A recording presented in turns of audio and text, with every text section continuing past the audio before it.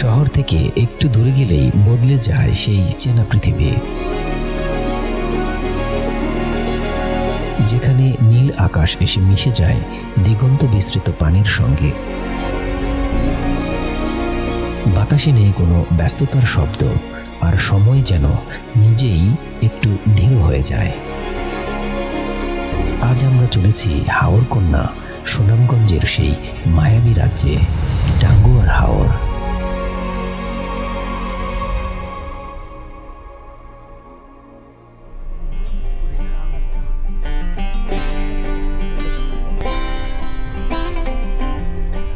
রাতের বাসে করে ঢাকা থেকে রওনা দিয়ে ভোরে আমরা পৌঁছাই সুনামগঞ্জে। সেখান থেকে সিএনজি নিয়ে সোজা আনোয়ারপুর ঘাট।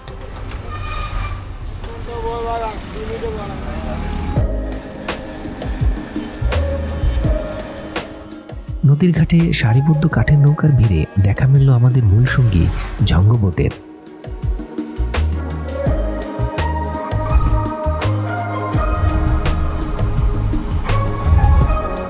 এখানকার পরিকল্পনাটা এমন, আপনি সুনামগঞ্জ থেকে সিএনজি কিংবা বাইক নিয়ে আনোয়ারপুর ঘাট, এবং এখান থেকে প্রথমে ওয়াচ টাওয়ার, সেখানে পর্যটকদের পানিতে গোসল করা, তারপর টেকের ঘাট, সেখানে বোটের মাঝেই রাত্রিযাপন, সকালে বারিক টিলা আর এর কাছাকাছি থাকা শিমুল বাগান দেখা, এরপর আবার আনোয়ারপুর ঘাটে ফেরা, আর এখান থেকে সিএনজি কিংবা বাইকে করে সুনামগঞ্জ সদর।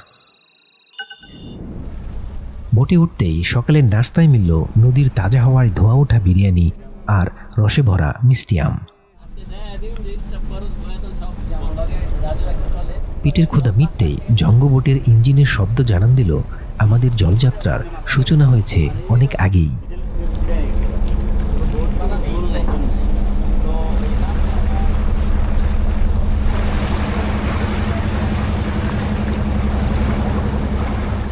ঘণ্টাখানিক পথ পেরিয়ে আমরা এসে পৌঁছাই ওয়াচ টাওয়ার এলাকায়।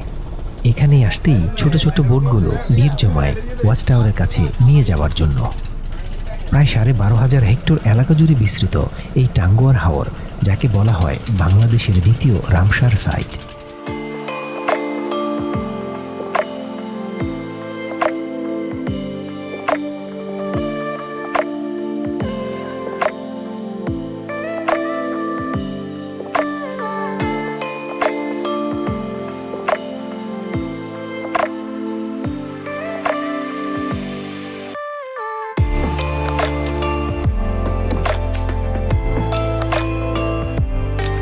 বর্ষায় এই বিশাল জলাভূমি যখন কানায় কানায় ভরে ওঠে, তখন মনে হয় যেন এক বিশাল সমুদ্রের মাঝে আমরা দাঁড়িয়ে আছি। আমাদের সহযাত্রী অনেকেই ছোট ছোট ডিঙ্গি নৌকায় করে ওয়াচ টাওয়ারের মূল পানিতে নেমে গেলেন গা ভেজাতে। তবে আমি বোটের ছাদে বসে দেখছিলাম বিশাল এই জলরাশির বুক চিরে বয়ে যাওয়া বাতাসের খেলা।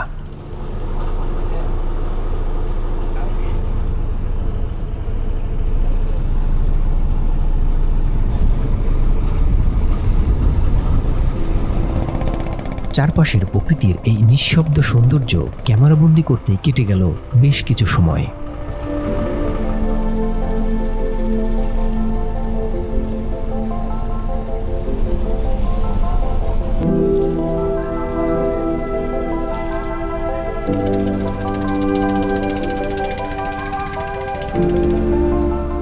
ঘণ্টাখানেকের মিষ্টি অপেক্ষার পর আমাদের বোট রওনা দিল টেকের ঘাটের দিকে।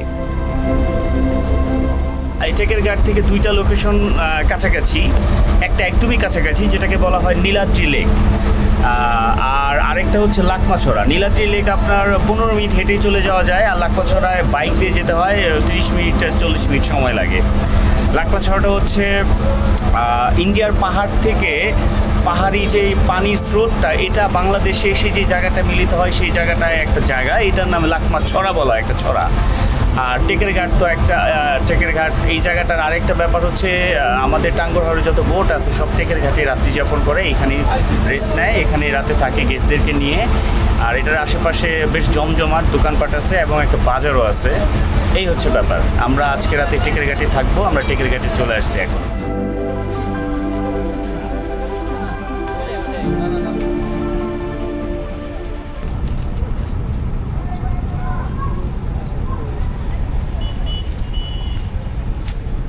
এই জায়গায় ওরা বিক্রি করে না, পণ্যগুলো সব ইন্ডিয়ান, এগুলো তো কিছু অনেক অনেক অরিজিনাল, অনেক ডুপ্লিকেট মিক্সড আসলে। চেক করে এই যে লেকের পাশেই বসে ছোটোখাটো সীমান্ত বাজার। আমিও আমার বন্ধু মিলে বাজারে হাঁটতে হাঁটতে দেখলাম ভারতীয় চা চকলেট থেকে শুরু করে কসমেটিক্সের পসরা।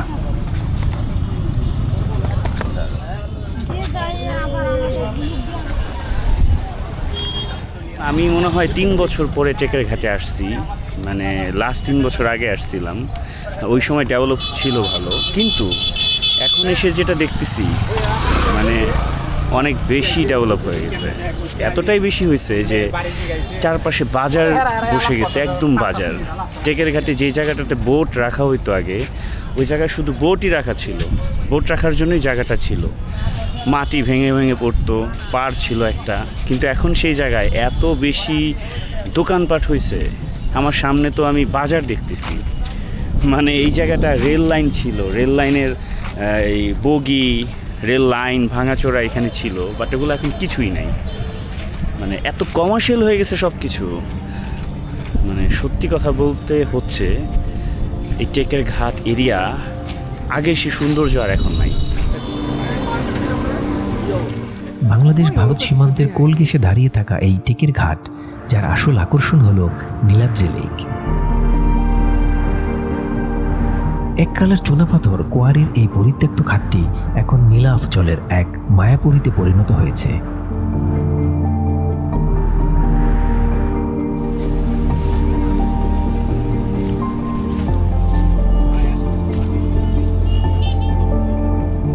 কেনাকাটা করার মাঝেই আকাশ ভেঙে নেমে এলো ঝুম বৃষ্টি। বৃষ্টির ফোঁটা যখন নীলাদ্রির নীল পানিতে পড়ছিল, মনে হচ্ছিল প্রকৃতি যেন নিজের হাতে ক্যানভাসে রং ছিটিয়ে দিচ্ছে।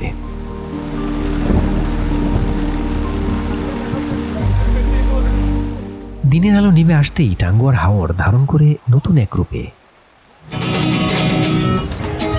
জঙ্গবুটে জমে ওঠা সুরের আড্ডা, বুটে থাকা পর্যটক এবং অ্যাকুস্টিক গিটার। হাওরের মাঝে শান্ত জলের উপরে গান আর সুরে কেটে গেল এক রূপকথার রাত। এমন রাতে মনে হয় পৃথিবীর সব ঘড়ি বুঝি শান্ত হয়ে গেছে। गुलाबी आंखें जो तेरी देखी शराबी ये दिल हो गया संभालो मुझको जो मेरे यारो संभलना मुश्किल हो गया गुलाबी आंखें जो तेरी देखी शराबी ये दिल हो गया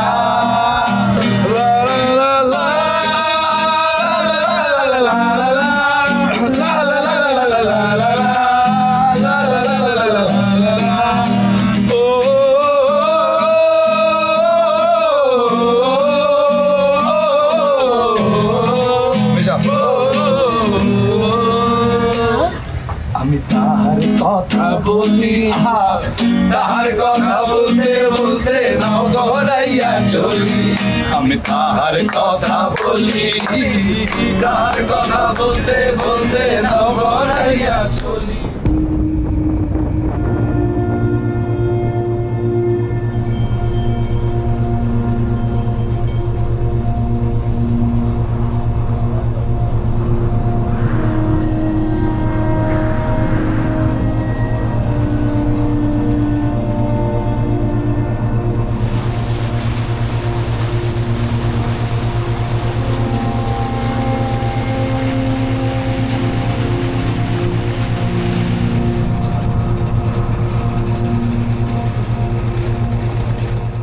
পরদিন ভোরের আলো ফোটার আগেই যখন অনেক পর্যটক ঘুমের দেশে, তখন আমাদের বোট ছেড়ে দিল বারেক টিলার উদ্দেশ্যে।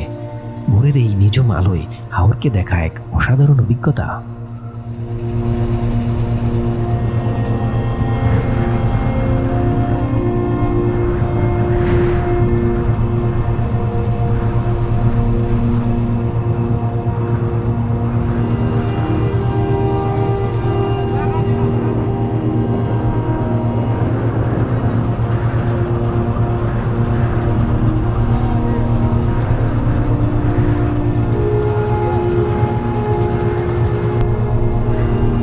টেকের ঘাটের মায়াময় পরিবেশ পেছনে ফেলে আমাদের বোট যখন বারেক টিলার দিকে এগোতে থাকে, ঠিক তখনই সামনে ভেসে ওঠে নতুন এক রূপকথা, জাদুকাটা নদী।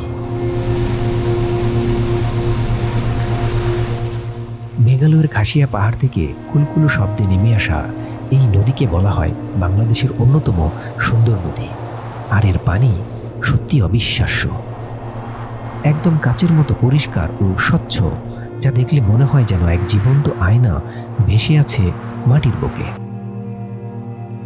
পাহাড়ের ঘন সবুজ ছায়া আর উপরের নীল আকাশের রূপ যখন এই স্বচ্ছ পানিতে প্রতিফলিত হয়, তখন পুরো নদীটা যেন কোনো শিল্পীর হাতে আঁকা ক্যানভাস মনে হয়। জাদুকাটা নদী, এটি প্রকৃতি প্রেমীদের জন্য এক টুকরো শান্তির নীড়।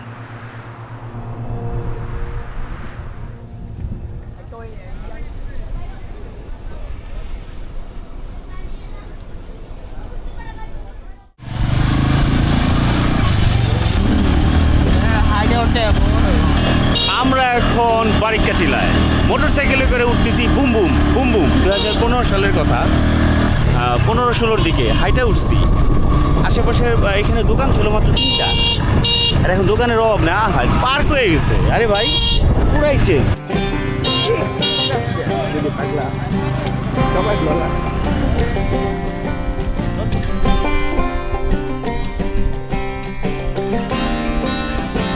বারিকা টেলায় এসে খুব মজা লাগতেছে। বারিকা টেলায় কিন্তু আরো অনেক দিক আছে। আমার এই সাইডটা সুন্দর লাগে, এদিকে সোজা যায় সুইজারল্যান্ড ওটা ওইটাও আমার কেমন দেখা যেতেছে সেটা আমি বুঝতেছি না। সুন্দর হিরো, মানে আমি তো অলওয়েজ হিরো, কিন্তু এখন আসলে হিরো বলতে কেমন। তো পান খেয়ে এই অবস্থা করছে।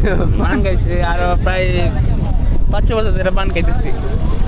আমি 19 বছর 5 বছরই পান খেয়ে আসছি। আমাদের এলাকায় ছোট ছোট বাচ্চারা পান খায়। এই বাচ্চা, তোমার বয়স কত? তোর বয়স কত?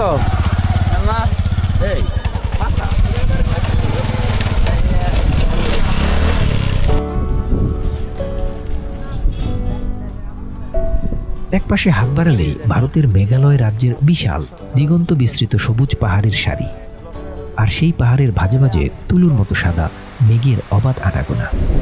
মনে হয় যেন মেঘ আর পাহাড়ের প্রেমে মগ্ন এক মায়াপুরী। বৃষ্টির পরশে মেঘালয়ের রূপ যেন মুহূর্তেই কয়েক গুণ বদলে যায়। ওই পাশে হচ্ছে মেঘালয়ের পাহাড়, আর এই পাশটাতে হচ্ছে আমাদের বোট।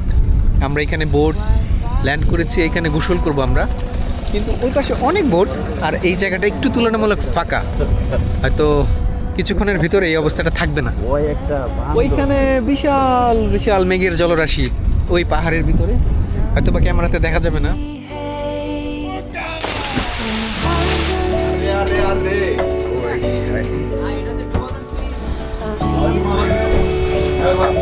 ভাইয়া, এটা কি?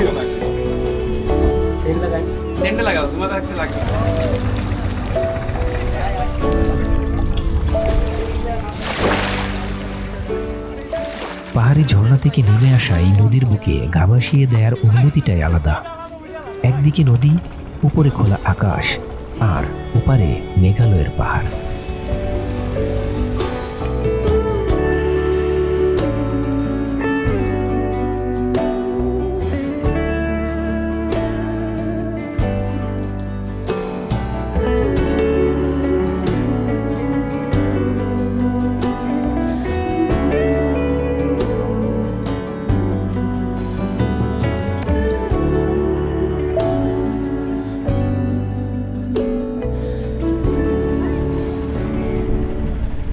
বসন্তের রক্তিম লাল শিমুলের দেখা এই মৌসুমে না মিললেও বর্ষার শিমুল বাগান কিন্তু কোনো অংশে কম নয়।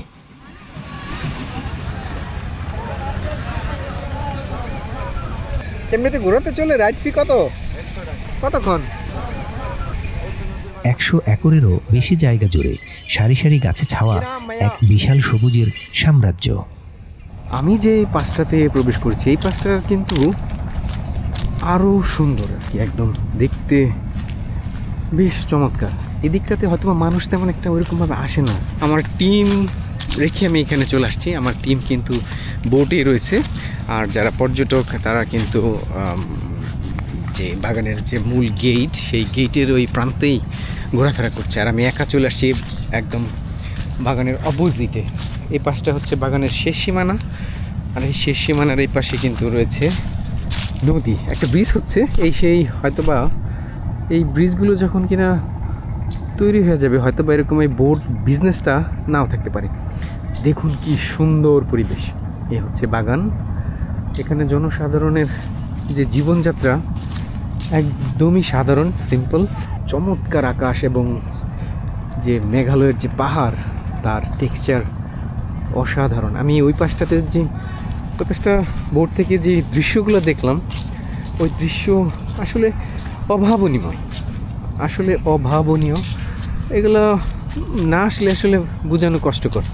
যাই হোক, আমি আপনাদেরকে দেখানোর চেষ্টা করতেছি যে কি একটা সুন্দর প্রকৃতি এখানে গড়ে তোলা হয়েছে। এটা কিন্তু একজন মানুষের পরিকল্পনার ফল।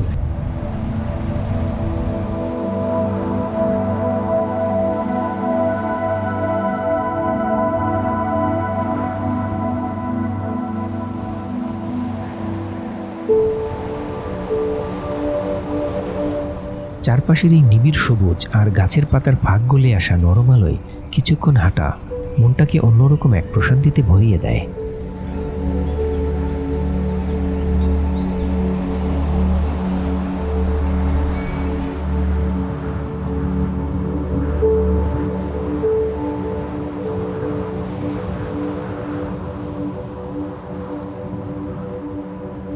সবুজে ঘেরা এই বাগানে কিছুক্ষণ সময় কাটিয়ে স্মৃতিঝুলিতে চমৎকার কিছু মুহূর্ত জমা করে আমরা রওনা দিলাম আমাদের ফিরতি পথে আনোয়ার ঘাটের উদ্দেশ্যে।